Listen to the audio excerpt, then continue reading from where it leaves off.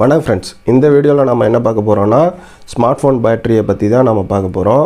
இதில் பார்த்திங்கன்னா smart phone பேட்டரியை பற்றின உங்களோட சில கேள்விகளுக்கும் இந்த வீடியோவில் பதில் இருக்கும்னு நான் நினைக்கிறேன். அது மட்டும் இல்லாமல் ஸ்மார்ட் ஃபோன் பேட்டரியோட லைஃபை எப்படி டபுள் பண்ணுறது அல்லது எக்ஸ்டெண்ட் பண்ணுறதுங்கிறதுக்கான சில டிப்ஸையும் நம்ம இந்த வீடியோவில் பார்க்க போகிறோம்.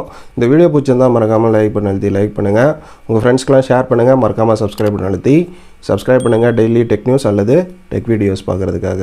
பேட்டரியில் ரொம்ப முக்கியமானதுன்னு பார்த்திங்கன்னா பேட்டரியோட சார்ஜிங் அண்ட் டிஸ்சார்ஜிங் சைக்கிள் தான். இது என்னென்னு பார்த்தீங்கன்னா 0 to 100% வரைக்கும் நீங்கள் உங்களோட பேட்டரியை சார்ஜ் பண்ணிங்கன்னா இதை ஒரு ஃபுல் சார்ஜிங் சைக்கிள்னு நம்ம சொல்லலாம். அதாவது ஒரு சார்ஜிங் சைக்கிள்னு இதை நம்ம சொல்லுவோம்.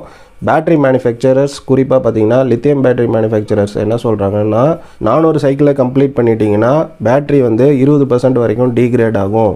அதுக்கப்புறம் நம்ம யூஸ் பண்ணுறது 80% பேட்டரி தான். அது மட்டும் இல்லாமல் இப்போ தான் இந்த இடத்துல வந்து பார்ஷியல் சார்ஜிங்ன்றது வருது. இது என்னென்னு பார்த்தீங்கன்னா 0 to 15% வரைக்கும் நீங்கள் ஒரு பேட்டரியை சார்ஜ் பண்ணிங்கன்னா அது ஒரு ஹாஃப் சைக்கிளாக இருக்கும். இதே மாதிரி இன்னொரு தடவை பண்ணும்போது அது ஒரு ஃபுல் சைக்கிள் ஆகும். இந்த இடத்துல நம்ம தெரிஞ்சுக்க வேண்டியது இன்னொரு விஷயம் என்னென்னு பார்த்தீங்கன்னா பேட்டரியை பற்றி ஒரு சின்ன விஷயம் தெரிஞ்சுக்கணும். இது டெக்னிக்கலாக பேசாமல் நான் சிம்பிளாக சொல்கிறேன். 50% இருக்கும்போது பேட்டரி வந்து ரொம்ப ஹாப்பியாக இருக்கும். அதே வந்து 10%க்கு கீழே போகும்போதும் 90%க்கு மேலே போகும்போதும் பேட்டரி வந்து ரொம்ப ஸ்ட்ரெஸ்ஸாக ஃபீல் பண்ணுன்றதையும் நீங்கள் தெரிஞ்சுக்கங்க. இதுக்காக நாம் என்ன பண்ணலான்னா பார்ஷியல் சார்ஜிங் தான் நமக்கு பெஸ்ட்டு. அப்படி பார்க்கும்போது 20%க்குள்ளே போகும்போது பேட்டரியை சார்ஜ் பண்ணி 85-90%க்குள்ளார அதை நம்ம ரிமூவ் பண்ணி ரெகுலராக யூஸ் பண்ணிகிட்டு இருந்தீங்கன்னா கிட்டத்தட்ட 20% வரைக்கும் பேட்டரி லைஃப் எக்ஸ்டெண்ட் ஆகும். அடுத்த பாயிண்ட்டுக்கு போகிறதுக்கு முன்னாடி உங்கள் ஸ்மார்ட் ஃபோன் இந்த வீடியோவை பார்த்துட்டு இருக்கும்போது எத்தனை % சார்ஜ் இருக்குன்றதை கீழே கமெண்ட்டில் சொல்லுங்கள். அடுத்தா பார்த்திங்கன்னா பேட்டரியோட எதிரின்னு பார்த்திங்கன்னா ஹீட்டு தான் பேட்டரியோட முதல் எதிரின்னு நம்ம சொல்லலாம். அதனால் ஃபாஸ்ட் சார்ஜிங் வந்து நமக்கு நம்மளோட வசதிக்கு ஏற்றதாக இருந்தாலும் அது வந்து பேட்டரியை வந்து ஸ்ட்ரெஸ் தான் பண்ணும். அதனால் முடிஞ்ச அளவுக்கு உங்களுக்கு தேவை இருக்கும்போது ஃபாஸ்ட் சார்ஜிங்கும் தேவையில்லாத போது ஸ்லோ சார்ஜிங்கையும் யூஸ் பண்ணுங்கள். அதாவது 5 வாட்ஸ் அல்லது 10 வாட்ஸ் சார்ஜர் யூஸ் பண்ணி உங்கள் ஸ்மார்ட் ஃபோனை சார்ஜ் பண்ணுங்கள். இது ஒரு நல்ல ஆப்ஷனாக இருக்கும். அது மட்டும் இல்லாமல் இதனாலேயும் பேட்டரியோட லைஃப் வந்து எக்ஸ்டெண்ட் ஆகும். கூடவே பார்த்திங்கன்னா நீங்கள் வந்து உங்கள் ஸ்மார்ட் ஃபோனுக்கு கவர் யூஸ் பண்ணி சார்ஜ் பண்ணிகிட்டு இருந்தீங்கன்னா கண்டிப்பாக வந்து கவரை ரிமூவ் பண்ணிவிட்டு சார்ஜ் பண்ணுங்கள். இதனால் ஹீட் வந்து ஸ்மார்ட் ஃபோன்லேருந்து வெளியில் போகிறதுக்கான ஸ்பேஸும் வந்து ஸ்மார்ட் ஃபோனுக்கு கிடைக்கும். கவரில் கேப் இருக்குதுன்னு நினச்சிங்கனாலும் ஹீட் வந்து பின்னாடி ஜென்ரேட் ஆகும்போது அந்த பிளாஸ்டிக் கவர்னால் உள்ளுக்குள்ளாரையே தங்கிடும். அதனால் கவரை ரிமூவ் பண்ணிவிட்டு சார்ஜ் பண்ணுறது பெஸ்ட்டுன்னு நான் சொல்லுவேன். அடுத்தா பார்த்திங்கன்னா உங்களுக்கு ஒரு கேள்வி இருக்கும், ஓவர் நைட் சார்ஜ் பண்ணலாமான்னு.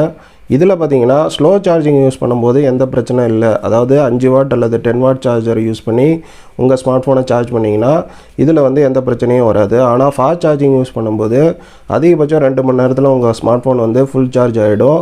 அப்படி பார்க்கும்போது மிச்ச டைம்லலாம் பார்த்தீங்கன்னா ஹீட்டு ஜென்ரேட் ஆகிறதுக்கு அதிக வாய்ப்பு இருக்குது. இதனால் வெளியில் எந்த பிரச்சனையும் ஆகலைனாலும் பேட்டரியோட லைஃபை இது ரொம்பவே பாதிக்கும்னா நான் சொல்லுவேன்.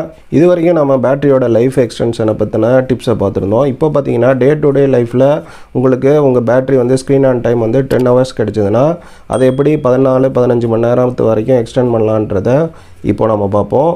ஃபஸ்ட்டு பார்த்திங்கன்னா இதில் வந்து நிறையா பேர் வந்து பிரைட்னஸ்க்கு வந்து ஆட்டோ பிரைட்னஸ் வச்சுருப்பீங்க. இதை வந்து ஆஃப் பண்ணிவிட்டு மேனுவலாக யூஸ் பண்ணுறது தான் பெஸ்ட்டுன்னு நான் சொல்லுவேன். இது வந்து நமக்கு கொஞ்சம் வேலை இருந்தாலுமே இது தான் பெஸ்ட்டு. ஏன்னு கேட்டிங்கன்னா ஆட்டோவில் வந்து அதுக்கான சென்சார் வந்து ஒர்க் பண்ணும்போது அதுக்கான பேட்டரியும் எக்ஸ்ட்ராவே யூஸ் ஆகும்ன்றதுனால. அடுத்தா பார்த்திங்கன்னா நாம் யூஸ் பண்ணுற வால்பேப்பர். இதில் பார்த்திங்கன்னா 3 விதமான வால்பேப்பர் இருக்குது. ஒன்று பார்த்திங்கன்னா டார்க் வால்பேப்பர், இன்னொன்று பார்த்திங்கன்னா கலர்ஃபுல் ஃபோட்டோவோ அல்லது இது ஒரு பிக்சரோ, மூணாவது பார்த்திங்கன்னா லைவ் வால்பேப்பர். இதில் லைவ் வால்பேப்பர் பார்த்திங்கன்னா நிறையா பேட்டரியை வந்து கன்சியூம் பண்ணும். அதனால் அதை வந்து கண்டிப்பாக அவாய்ட் பண்ணுங்கள். அடுத்ததாக பார்த்திங்கன்னா கலருக்கு பதிலாக ப்ளைன் கலர் யூஸ் பண்ணுறது, அதுவும் சிங்கிள் கலராக யூஸ் பண்ணுறது பெஸ்ட்டு. இதே பார்த்திங்கன்னா அம்லெட் டிஸ்பிளேவாக இருந்துக்கிற பட்சத்தில் டார்க் கலரில் யூஸ் பண்ணுறது பெஸ்ட்டுன்னு தான் சொல்லுவேன். ஏற்கனவே உங்களுக்கு தெரிஞ்சிருக்க வாய்ப்பு இருக்குது.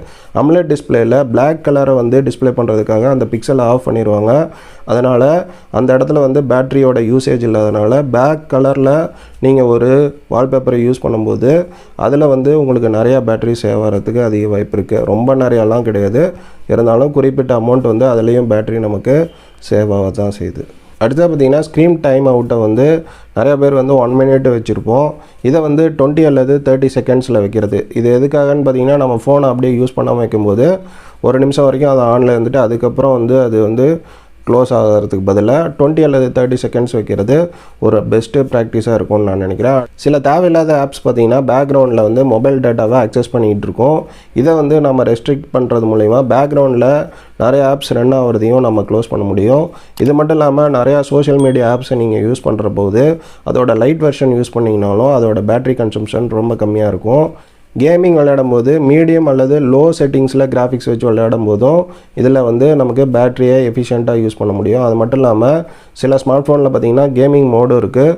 இதை யூஸ் பண்ணுறதுனாலும் பேட்டரி வந்து நல்லா எஃபிஷியண்ட்டாக யூஸ் ஆகும். அது மட்டும் இல்லாமல் இப்போ நிறையா ஸ்மார்ட் ஃபோனில் 120 Hz 90 Hz ரெஃப்ரெஷ் ரேட்டோட ஸ்மார்ட் ஃபோன்ஸ் வருது. இதை வந்து தேவையில்லாத போது 60 Hz செட் பண்ணி யூஸ் பண்ணிங்கனாலும் பேட்டரியோட கன்சம்ஷன் ரொம்ப கம்மியாக இருக்கும். இது மட்டும் இல்லாமல் யூஸ் பண்ணாத நேரத்தில் ஒய்ஃபை ப்ளூடூத் இது எல்லாத்தையும் ஆஃப் பண்ணி வைக்கிறதுனாலையும் நம்மளோட பேட்டரி ரொம்ப கம்மியாக யூஸ் ஆகும்.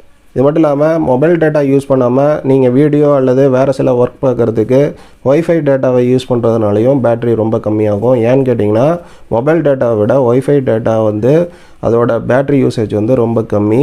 அதனால் ஒரு சில இடத்துல உங்களுக்கு ஆஃபீஸில் இந்த மாதிரி இடத்துலலாம் உங்களுக்கு ஒய்ஃபை டேட்டா அவைலபிளாக இருக்கும்போது அதை யூஸ் பண்ணிக்கிங்க. இதே மாதிரி சார்ஜ் ரொம்ப கம்மியாக இருக்குது, சார்ஜ் பண்ணுறதுக்கு கொஞ்சம் நேரம் ஆகுன்ற பட்சத்தில் நீங்கள் வந்து பேட்டரி சேவர் மோடை ஆன் பண்ணிக்கலாம். இது இப்போ எல்லா ஸ்மார்ட் ஃபோன்லேயுமே இருக்குது. இதனால் என்ன ஆகும்னு பார்த்தீங்கன்னா NFC ஜிபிஎஸ்ங்கிற மாதிரி அதோட சென்சார்ஸ் எல்லாம் க்ளோஸ் பண்ணி வச்சிரும். அதனால் பேட்டரி வந்து ரொம்ப கம்மியாக தான் யூஸ் ஆகும். இதுவும் ஒரு நல்ல ஆப்ஷன். இது கடைசியாக ஒரு 3 இம்பார்ட்டண்டான பாயிண்ட் சொல்கிறேன். ஃபஸ்ட்டு பார்த்தீங்கன்னா நீங்கள் ஃபோனை யூஸ் பண்ணாத போது ஆஃப் பண்ணி அப்படியே வச்சுருக்கிறது, அதாவது எக்ஸ்ட்ரா ஸ்மார்ட் ஃபோனை வந்து ஆஃப் பண்ணி அப்படியே வீட்டில் வச்சுருந்தீங்கன்னா அது சீக்கிரம் வந்து அதோட பேட்டரியை வந்து டீக்ரேட் பண்ணிடும். ஒர்க் பண்ணிகிட்டு இருக்கிற ஸ்மார்ட் ஃபோனோட பேட்டரியை விட ஆஃப் பண்ணி வைக்கிற ஸ்மார்ட் ஃபோனோட பேட்டரி வந்து சீக்கிரம் டீக்ரேட் ஆகிடும். அதனால் என்ன பண்ணுங்கன்னு பார்த்தீங்கன்னா 2 நாளைக்கு ஒருக்கா சார்ஜ் பண்ணுறது, அதை ஆன்லேயே வச்சுருக்கிறது, முடிஞ்சால் வாரத்துக்கு ஒருக்கா சார்ஜ் பண்ணுறது, இப்படியே வச்சுக்கிட்டு இருக்கும்போது பார்த்தீங்கன்னா அதோட லைஃப் வந்து அப்படியே எக்ஸ்டெண்ட் ஆகிடும். அடுத்தது பார்த்தீங்கன்னா நம்மளோட ஸ்மார்ட் ஃபோனோட சார்ஜர் அதோட அடாப்டர் அல்லது கேபிள் பார்த்தீங்கன்னா மிஸ் ஆகிடும் அல்லது டேமேஜ் ஆகிடும் அல்லது ஒர்க் ஆகாமல் போயிட போது நீங்கள் புதுசாக வாங்கும்போது என்ன ஸ்மார்ட் ஃபோன் யூஸ் பண்ணிகிட்ருக்கீங்களோ அந்த பிராண்ட்லேயே அந்த சார்ஜரோ அல்லது கேபிளையும் வாங்குறது தான் அட்வைசபிள். மற்றது வாங்கி யூஸ் பண்ணும்போது கண்டிப்பாக பேட்டரியோட லைஃப் வந்து பாதிக்கும். அதனால் 200-300 ரூபா அல்லது 500 ரூபா வரைக்கும் அதிகமாக வேணாலும் பிராண்டடோட சார்ஜர் கேபிள் வாங்கி யூஸ் பண்ணுங்கள். கடைசி பாயிண்ட் என்னென்னா, இந்த வீடியோவை பிடிச்சிருந்தா மறக்காமல் லைக் பண்ணுங்கள், உங்கள் ஃப்ரெண்ட்ஸ்க்கெலாம் ஷேர் பண்ணுங்கள், மறக்காமல் சப்ஸ்கிரைப் பண்ணுங்கள். இன்னும் நிறையா டெக் நியூஸ் அல்லது டெக் வீடியோஸோட நாளைக்கு வந்து உங்களை சந்திக்கிறேன். அது வரைக்கும் நன்றி, வணக்கம்.